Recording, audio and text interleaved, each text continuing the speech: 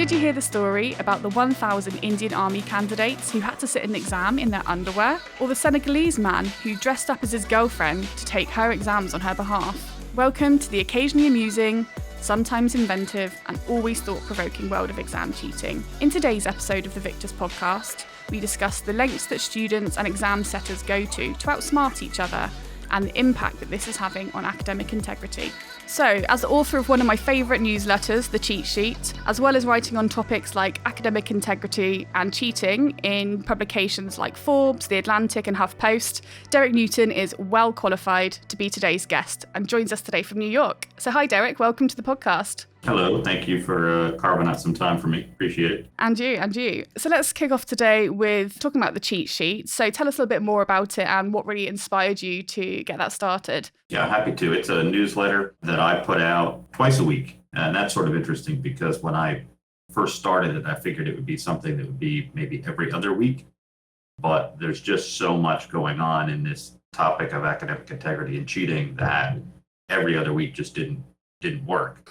So I had to switch it to twice a week, which is a lot more than I anticipated. But basically the impetus for it was, like I said, a lot going on.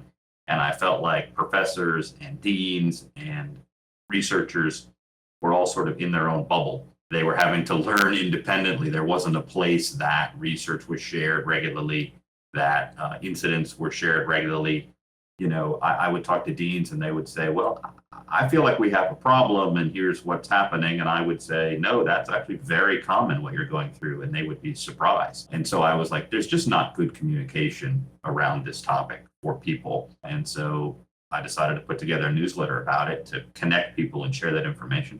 And the other thing too, long answer, sorry, is that I really wanted there to be a central repository for all this for like longevity's sake. Mm-hmm. So people could go in and say, you know, what did happen 3 months ago? What happened about this university? And that there was some sort of record because it didn't exist. And so hopefully the cheat sheet will provide some of that.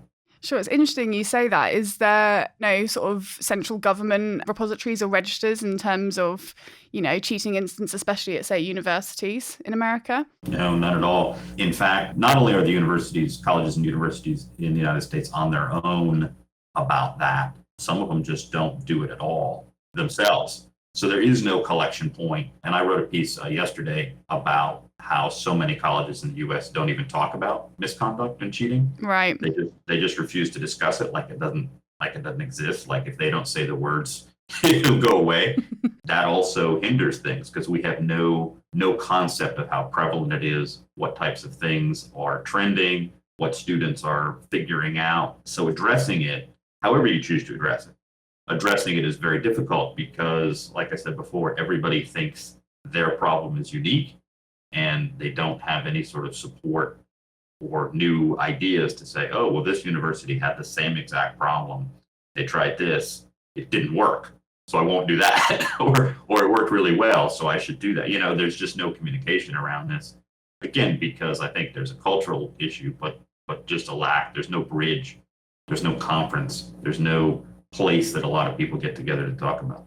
Another future business opportunity for the cheat sheet then, academic integrity conference. I'll get right on it. Yeah. I mean, I should say there is an organization here that does focus on academic integrity there, but their focus is international, which is good and important. Mm-hmm. And they had a virtual conference, but it isn't nearly as well known and attended as I think it should be. I think it should be required attendance for everybody in education, but you know, I'm crazy.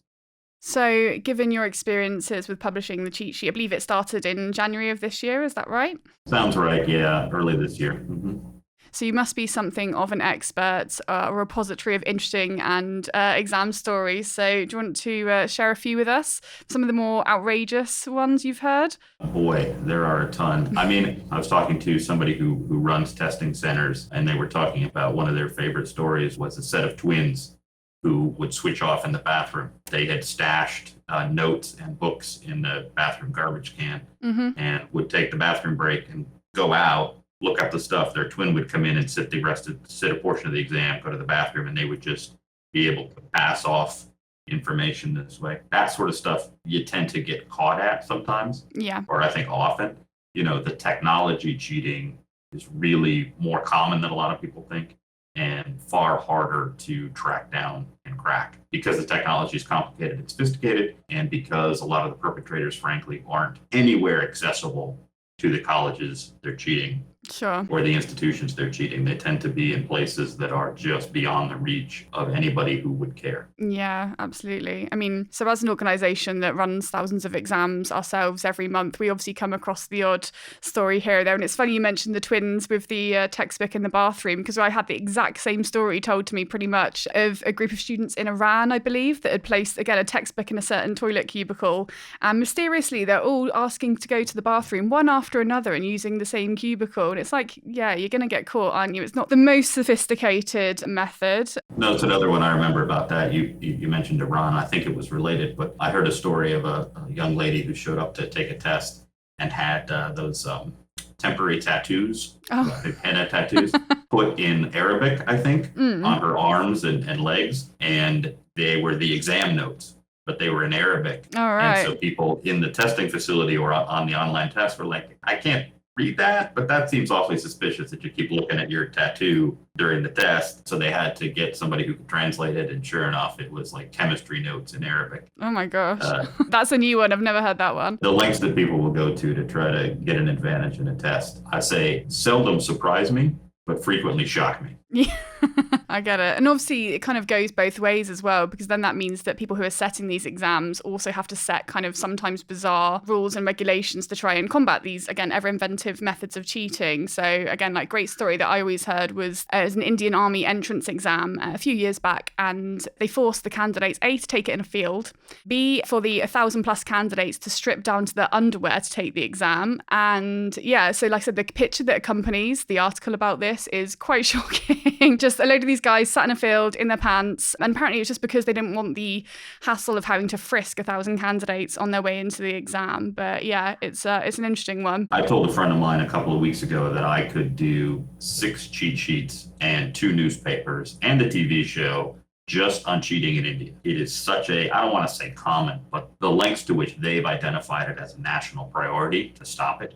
When they do national exams, the Army comes in and quarantines test centers for like 100 meters around with guns. They take it very seriously, and people do get, you've seen the clips, I'm sure, people do get arrested for cheating, for allowing cheating. They take it very, very seriously. Yeah, absolutely. So you mentioned obviously earlier how there are these more binary methods of exam cheating, more old school methods, but then the move towards exams becoming more online and more technology based means that the methods that candidates are using to circumvent are also coming more technologically based. So how do you think the move towards online exams and remote proctoring or invigilation have changed the way that people cheat?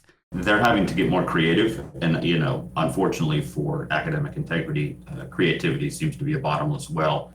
Just because somebody is doing a test on their computer or on their laptop, even if there's a proctor, they're trying to get around it. I mean, I've seen, you have too, I'm sure.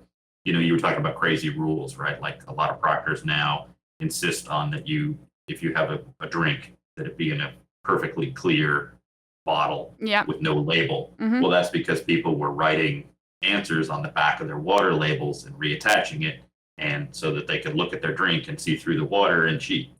This isn't, almost every rule that seems bizarre is there because somebody tried to do that exact thing. Yeah. But again, the technology is what really is interesting to me, that there's sort of this black market, gray market for people who design technology hacks for proctoring software. Then they sell them, and they're not cheap. But you could go on to, I won't mention the place, the organization, but you could go onto these things and find software that you can download that's designed specifically to get around online proctoring. Yeah. And so the proctoring companies now are having to invest a ton of time and money in trying to get around the get-arounds, and it just never stops. Yeah, it's constant sort of cat and mouse chase between, people selling this technology and then, people such as VICTVS who are trying to create remote invigilation and proctoring technology that is secure and, keeps everyone on a level playing field. Sure. Yeah, it's a never-ending struggle because it's human nature. People are always going to entertain shortcuts, and some people will take them for 100 different reasons. So a lot of these online proctoring systems employ things like artificial intelligence or eye tracking or kind of like flagging of behaviors and stuff that use AI systems. And there's been a lot of discussion in the press around maybe some biases that these systems have or the way they're somewhat faulty. Do you have any kind of experience of that based on your work? Yes. Unfortunately, I think most of the assumptions about the proctoring software that most of the companies, and I don't know all the companies and I don't know all their systems, but unfortunately, there's been some misinformation about how those systems work. And that has just been allowed to run rampant, I think, in media especially, and it doesn't do anyone any good. You know, the systems I know, for example, even the ones that use AI heavily can't be biased in the way that they are accused of being. Right. Because the technologies that are looking at your face are looking for how often you're looking off screen. The only place it even does a scan of your face is to match it to an ID, and that's before the exam even starts. And there can be problems with that. I'm not saying it's a perfect system, but you know, people who have written without any sort of fact check, without any sort of oversight that, you know, these systems are biased against people of color and they report them as cheating. From what I know of these proctoring systems, that's just literally impossible. They just don't work that way. And I think, you know, there are issues and certainly some oversight questions about the AI, which I think everybody agrees on that principle, but they can also be exceptionally important at detecting misconduct. You know, everything the AI flags isn't cheating, but some of it is, and some of it would get missed without these high-tech interventions that are now possible. I mentioned earlier, sort of for every new technology that comes out, someone counters it almost immediately, I guess, with either another piece of software or something more low tech. And it really doesn't take that much research on the part of a candidate or a student to find both low tech and high tech solutions to circumvent remote proctoring. I mean, I did a brief internet search earlier, came across some Reddit discussions, came across some YouTube channels exclusively dedicated to things like this. You know, everything from printing out all of your answers onto a transparent sheet and sticking it on your laptop so it's not viewable through a proctor that's using your webcam, for example. Or favorite one I read was, so a lot of proctoring systems ask you to do a 360 scan of the room before you start your exam, which seems sensible. And I read a post by someone saying, oh, just do your exam in front of a window. And once you've done that, get your friend to tape the notes on the other side of the window out of the view of the proctor. And I was like, well, it's kind of genius, but also absurd.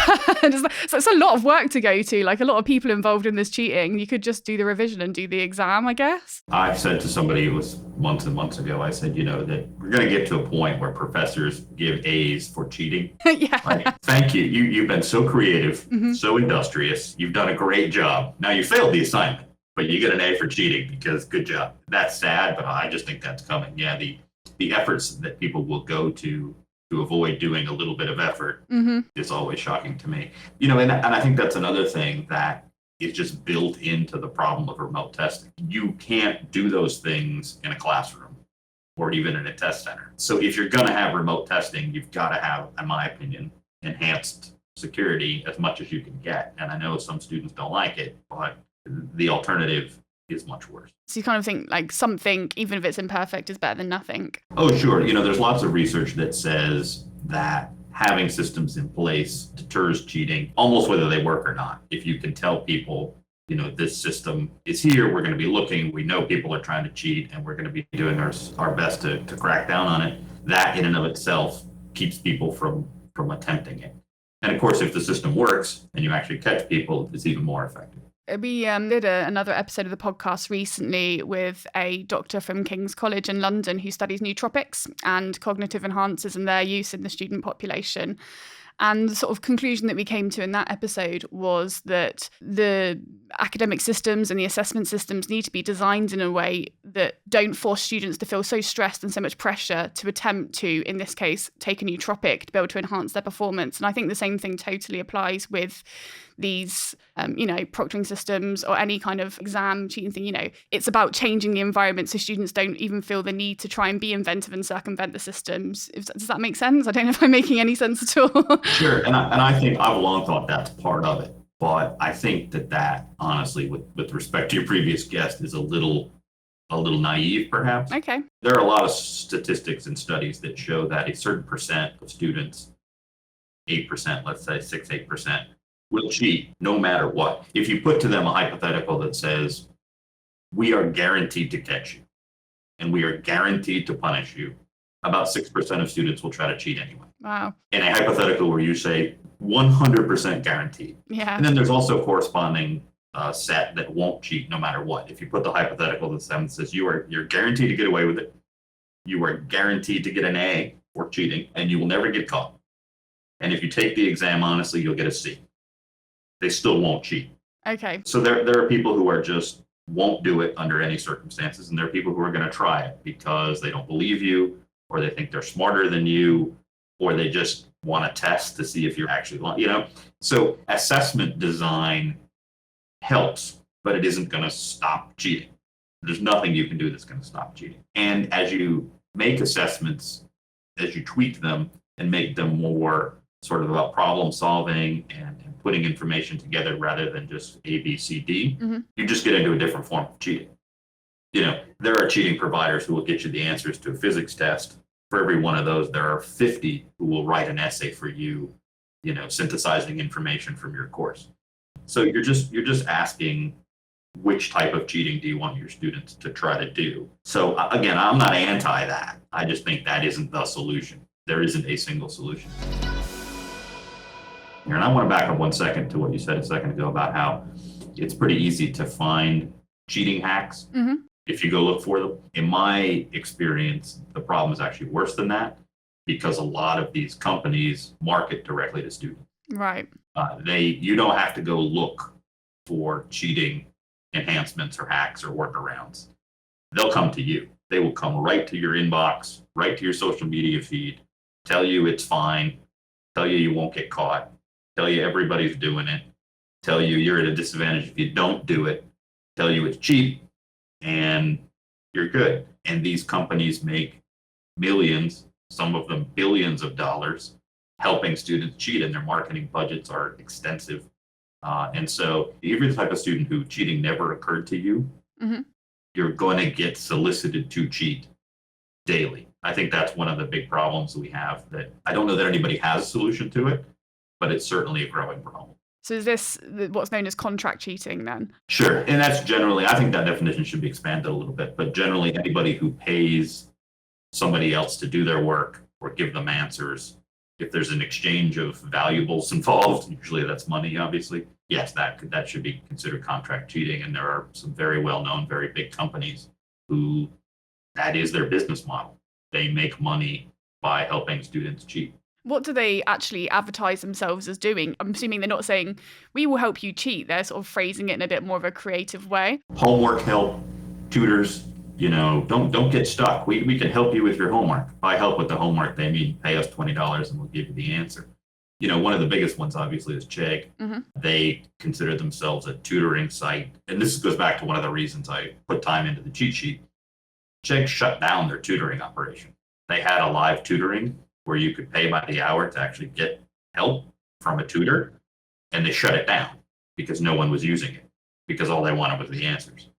So, it was pretty clear to me that this company and others exist just to sell answers to academic work. That's textbook cheating.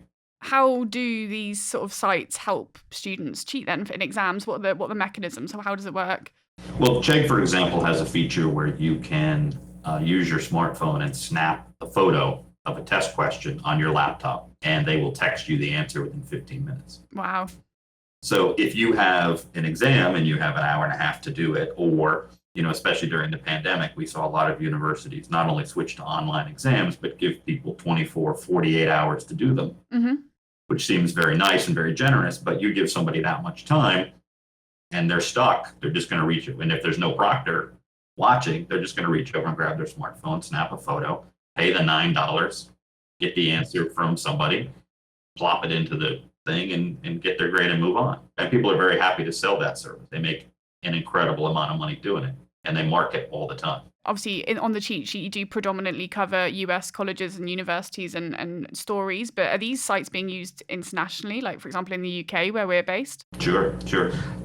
I do try to get UK, Australia universities in there, but you're right, it is primarily US and Canada based. But yes, Chegg, Course Hero, Quizlet are probably the three biggest known cheating enabling companies, and they have international footprints. Chegg is so big that they have shareholders, and in their shareholder call, they're a publicly traded company. They're on the New York Stock Exchange. In their shareholder calls, they talk about how their future growth is really international, that they're going to put a lot of money into growing their international student base. So, yeah, I mean, if they're not where you are yet, they're coming. Is this a new phenomenon, or is it just something that's like seen massive growth over the last few years? Well, I think cheating is as old as testing. Sure. But this sort of component, this level of sophistication really is only possible online. It's only possible when you can't grab your smartphone and take a picture of a test in front of your professor. You're just going to get caught. I mean, it's I wouldn't say 100, but 97% likely you're going to get caught. Yeah. But when instruction and assessments went digital and remote, people could step into that space with you, sort of, and all kinds of bad things come out of it. I guess another argument for effective proctoring and invigilation, whether that's in person or remote. Sure. I just don't think, I welcome a conversation or debate about it. You've read the cheat sheet. I've written multiple times. I think it's just flat academic malpractice to give an online exam that isn't proctored and that doesn't use sophisticated detection techniques. Mm-hmm. Cheating is so common and so prevalent and so sophisticated. I don't understand why you're giving a test. You're not proctoring it. I just don't understand what you're hoping to achieve, because I can guarantee you the level of cheating is going to be astronomical. The only people who are going to get hurt in that are the ones that don't cheat. If you're a professor, that should trouble you deeply, I would think, that you're setting up a system where your honest students are getting punished. What is the reaction from academic institutions to like contract cheating or these sort of services? Like, what are they doing? What do they want to do that they're not able to do? Or are they just not even acknowledging them? Unfortunately, a too large percentage just pretend it doesn't exist. Right. They say, well, our students are honest. We have an honor code, and cheating is somebody else's problem. That's crazy talk, in my view. But the ones that do talk about it and are aware of it are overwhelmed. They're outmatched. These are $100 million, billion-dollar companies with marketing budgets, teams of software engineers, and they have an IT department of like 5 people. It's not a fair fight. And they have willing customers on campus. And so I don't want to say they give up, they throw up their hands and allow cheating, but they know that they're outgunned, which again, going back to your first question, is why I thought what I was doing was important, to try to connect these people so they could share information, at least to get a little better prepared and not feel so isolated about the challenges they're facing. So I guess some people who maybe haven't done an exam since they left secondary school or high school, I guess in America, might think, why do we even care about cheating? It's just the difference between an A grade and a B grade, or a fail and a pass, something like that. But obviously, we're not just talking about school exams here, even college, university exams. It's pervasive through to professional examinations and qualifications as well. And you might think differently if it's the doctor who's treating you that cheated on their entrance exam to medical school or something like that. I know, for example, there's a pretty scary example from a few years back within the US Airforce nuclear division, which I'm sure you might have heard of, where several of the officers who are responsible for the nuclear launch codes cheated on their monthly exam. And it doesn't really bear thinking about the potential consequences of somebody who's responsible for something like that not being properly qualified. And I'm sure you've got plenty of other examples. The point that I share when this comes up about why is cheating a big deal, at least in the US, I say, well, the 3 subjects that are cheated in the most, where there's the most rampant, highest level of cheating, are business, which you can say, okay, fine. Practicing for the future. Yeah, exactly. You can say maybe that makes them good business people. We should all be concerned that our businesses are operating ethically and those sorts of things, but all right, fine. The other 2 are engineering and nursing. Okay. And those ought to keep you up at night, because if the people building our bridges and tunnels and technologies, laptops, cars, are cheating and not learning the material, then we have a big problem. And I have to tell you, I hope I don't have to. I hope none of my loved ones are ever in a medical emergency again. But the next time that happens, I'm going to be terrified, because I now know the level of cheating that happens in nursing. It is just beyond prevalent, and in a lot of places sort of accepted. And these are people who are making life and death decisions, not prescribing medicine, but they're caregivers. And I think we ought to just really, really care that they know what they're doing. I think that seems to be a minimum standard of care, that you didn't buy your answers to your certification exams. There was a cheating scandal 6 or 8 months ago at a school that teaches airline pilots. If that doesn't scare you, the next time you get on a plane, to be like, please, I hope you're one of the people that didn't cheat on your certification exam. Please tell me you actually know how to fly a plane. That sort of stuff frightens me, and because I'm in it, and I see how prevalent it is, and I see how dangerous it is. And we ought to care. If you don't care just on the basis of morality and ethics, like what's right and what's wrong, this stuff does matter, because these people are making important decisions. Yeah, absolutely. And I think, of course, what we're really talking about amongst all of this is trust. And trust between people sitting exams and setting exams at whichever level that might be. And of course, trust is the central part of academic integrity. So when we're talking about academic integrity, what does that mean to you, in your opinion? Yes, I mean, that's the fundamental issue. And I've spoken with many dozens, probably, of professors who are uncomfortable in this new era of digital and online examination, because they feel that the tools that are necessary, in my view, when you teach and do assessments online, are in somehow violation of the student-teacher trust dynamic.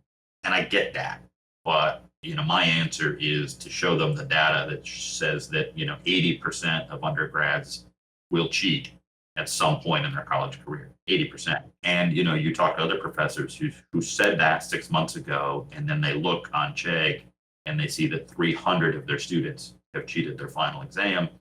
And I say the trust dynamic goes both ways. Sure. Right? There is such a thing as trust, but verify, right?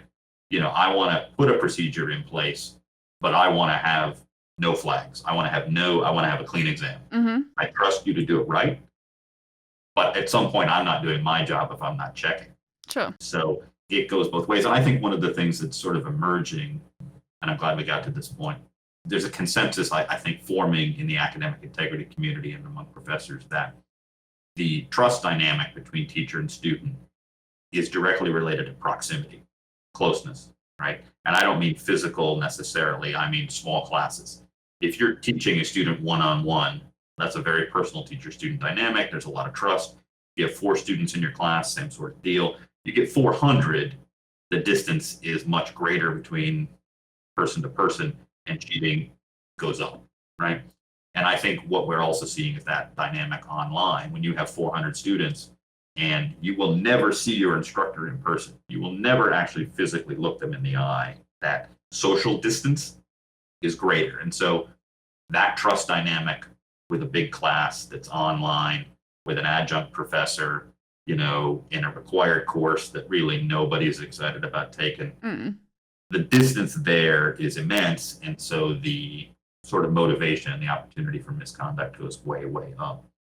And so I think the trust thing, long answer, sorry. I think the trust thing is very important and very real, but it isn't the same in every situation.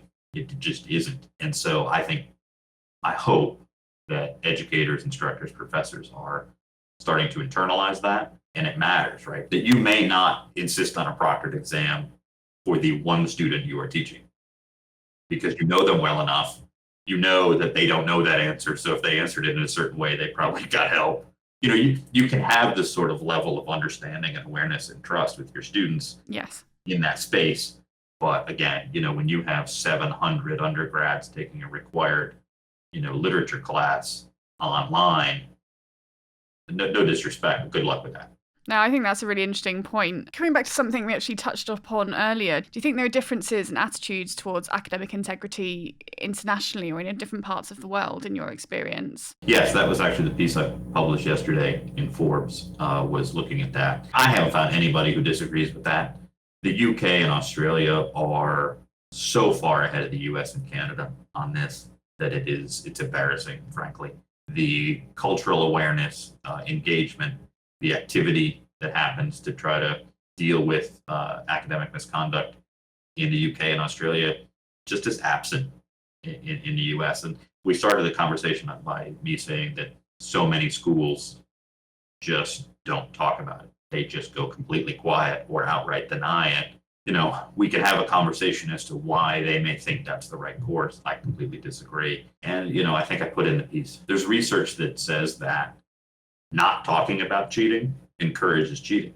Right. So you're actually, by clamming up and saying it doesn't exist, waving a green flag to some of your students who might be so inclined that nobody's paying attention, nobody's looking, nobody cares, that the professors and administrators at a school are either out of touch or in denial. And if that's the case, why not? I mean, if you're considering engaging in misconduct at the local grocery store or, at the bodega or at the corner, whatever shop, and you happen to see that the camera is off, like it's literally pointed at the floor, some people will say, oh, well, you're practically encouraging me to swipe that candy bar, right? You literally turned the camera off. And so that sort of process does go on in some students' heads, unfortunately. Have you seen any good examples of policies or practices that are actively working to deter cheating? Obviously, you sort of talked about transparency as being one of them, which I think is really, really interesting. But are there any others? Yes, if I were ever, I never will be, but if I was ever in a position at a school to be in charge of sort of their academic integrity office or policy, I would say talk about cheating and academic integrity all the time. Not just the 7 minutes at freshman orientation and make them sign a pledge to be honest, which is what a lot of schools do. And they say, hey, we told them, but all the time. I would definitely have detection and prevention measures in place. And one of the things that I think schools don't do, which they should do, is sort of publicize when people get caught. Not by name. You don't have to say, Dan Smith, sophomore, cheated on his algebra exam. You shouldn't do that. I'm not talking about shaming, but I'm saying, 6 people were suspended from this class last semester for using Chegg to get answers. If you're in that class, you hear that and you say, okay, people actually do get caught and I don't want that. So that goes into my calculus of how I behave. So I would publicize the people who get caught. I would, of course, encourage professors to move towards assessments that gauge knowledge in different ways. And the other thing I would say, and this is difficult, I get it, but professors who don't change their exams literally every session are going to get cheated at a very high rate, because those exams, literally it's the exams themselves and answers wind up on the internet within minutes. I don't mean days, I mean minutes. Right. So the first time you put an exam online, it's gone. And if you give that same exam next semester, again, I don't know what you're testing, except do they know how to use Course Hero? Because if they do, they're going to pay the $8 and get the exam and look up all the answers. So Derek, before I ask my final question to you, is there anything else that you'd like to cover? If you'd like me to ask you a question to lead into a topic that we haven't covered today? Any big conclusions you want to end with maybe, before I ask people where they can find you? No, just something interesting that happened literally yesterday, which some of your listeners may be interested in. I had considered it urban legend that contract cheating providers, essay writing services, blackmail and extort students, that they threaten to turn them in once they've paid to get their essay and turned it in and they get their A or the B, that they come back to them and say, I know you cheated, and if you don't pay me more money, I'm going to turn you into your school. Yeah. I had always thought that was sort of boogeyman stuff, urban legend.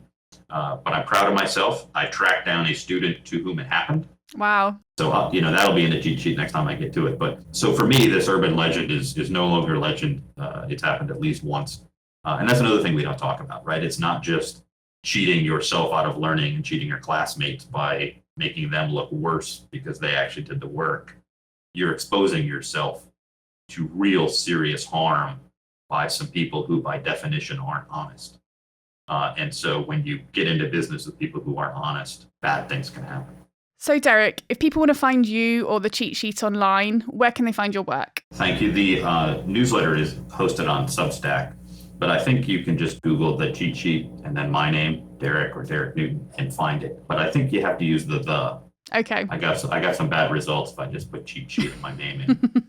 Not good. No, I actually don't remember what it turned up, but I think you have to use the. And if that's too difficult, there's a link in my Twitter bio. Twitter at Derek DEREK TNG. So all one, Derek TNG. You just go there. It's in that Twitter bio. Brilliant. And just while we've got you here, are there any other podcasts, news feeds, Twitter accounts that you recommend we follow if you're interested in topics like we've talked about today? Yeah, probably a ton, but I wasn't prepared for that. No, So that's my problem. I've That's just snuck this question on you, so don't worry. No, it's a totally reasonable question. There are a couple probably organizations and leading researchers in academic integrity that I follow, which are good sources. But I usually, in fairness, not to steal any spotlight from them, I usually round up their good stuff in the cheat sheet anyway. Okay, great. So if people just follow you on the cheat sheet, they should get all the... It's one-stop shopping. Perfect. Well, like I said, it's definitely one of the highlights of my week when it comes into my inbox, just to break up a day, get some gossip from the academic community. I very much enjoy it. Dude, we need to get you more exciting things to do during the week. Yeah, don't tell my boss. So a huge thank you once again to our fantastic guest today, Derek Newton of The Cheat Sheet. And if you're not already, please go and find it online and subscribe. Academic integrity, or lack of it, continues to be a hot topic within the world of exams and assessments. And as our conversation has shown today, academic institutions and other test providers are working tirelessly to try and maintain standards and keep things fair for the majority of test takers who do follow the rules. However, a small percentage of candidates are managing to keep one step ahead and keep cheating in increasingly inventive ways if some of the stories today are to go by. The only real answer is the development of trust between test takers and test makers. Exam takers need to be trusted to do the right thing, and the environments and tools need to be developed and used by these exam professionals in order to encourage trust between all parties involved. If you enjoyed today's podcast, why not subscribe, rate or review wherever you listen? And you can also read a transcript at www.victus.co.uk/blog. And why not get the conversation started by leaving your thoughts and opinions in the comments section?